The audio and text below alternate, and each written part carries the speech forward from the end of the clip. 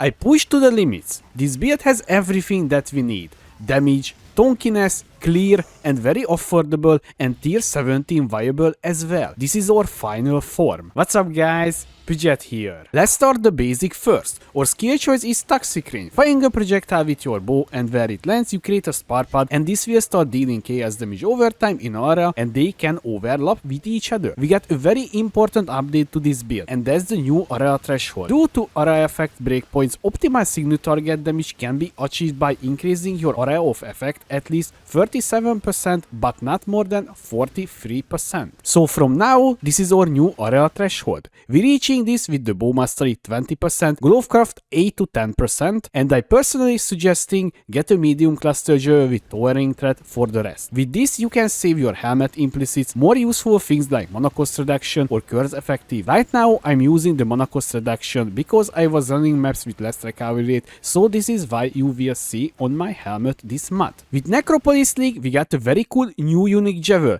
and that's the Perandus pact. It can give you very useful stats like life or chaos damage per allocated passive skill in the radius. I got this one for 100C before they blew up in price, and since then I'm using it. I know right now it's pretty expensive, but it's worth the price. This jewel gives us 126% increased chaos damage. This is why you see in the path of building a custom modifier, because right now the path of building doesn't support the gem modifier. You will see in a second where we're socketing this bad boy. Our biggest and best multiplier is coming from a secondary source. Using ballistas we can have 5 of these guys. They will help us stack withers on the bosses, which is 90% chaos damage taken increase by default. Also we get an ascendancy node that will increase the wither effect and also gives us chance to inflict wither. In a few words, our damage will ramp much faster. Other really big damage increase is the skill effect duration, because the pause will stay longer in fights and deal damage for longer duration. Sadly, when you want to do hard content, you need to recover your chest or get a secondary one, because you will not use ballistas, but I will get there in a second. I got tons of questions about how to improve the clear with this build. For clear, we're using caustic arrow. You fire with your bow, and where this projectile lands, it will create a caustic ground, and this will deal chaos damage over time. Although this skill is not too good for clearing.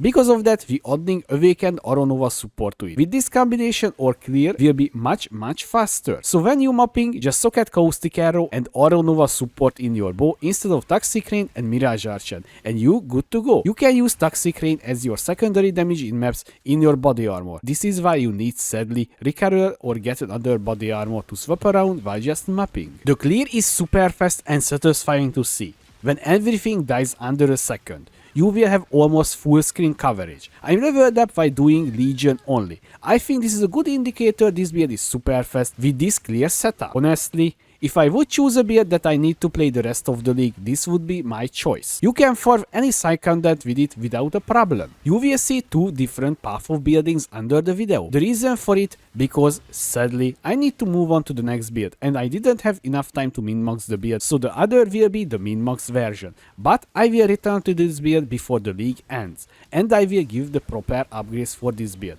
So right now, you see here I'm missing around 60% damage, so there is a lot of room to improve. I get many questions about how this build that tanky or why I'm using this or this item.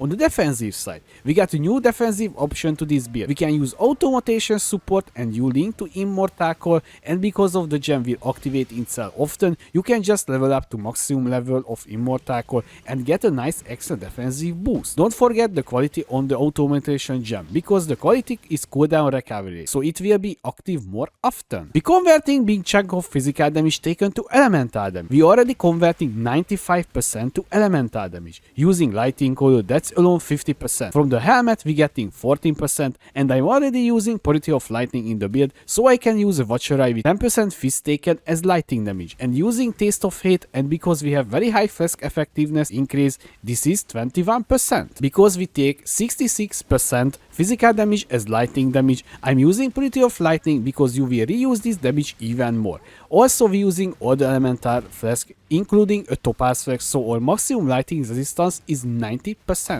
If you want to push to the Ubers, you need to swap out the Grace Aura to Petrified Blood, and sadly you need 1 white socket on the glass with Omen of Blanching. so you will swap out this aura for it, or every time you need to recolor your gloves. It's more annoying, that's for sure. I restarted with this build and it did not disappoint me at all.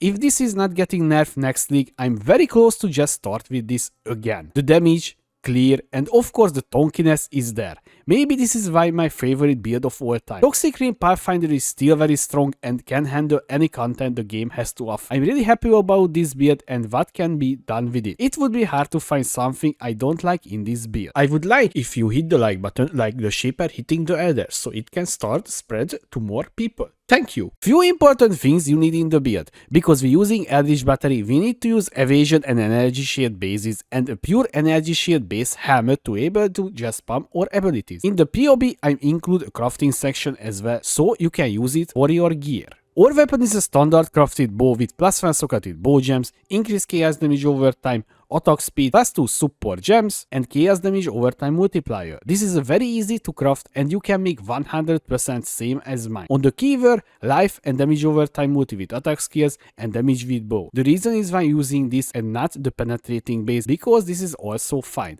I was farming Legion like this, also a few people that tried this says the same. It is still good for clear like this. The amulet is also a crafted one. In the notes section you can also find out how to craft this one very easily. Anointment is for now acrimony. For Uber, you will anoint exceptional performance. On the gloves, high life, suppression and attack speed. Craft increased area.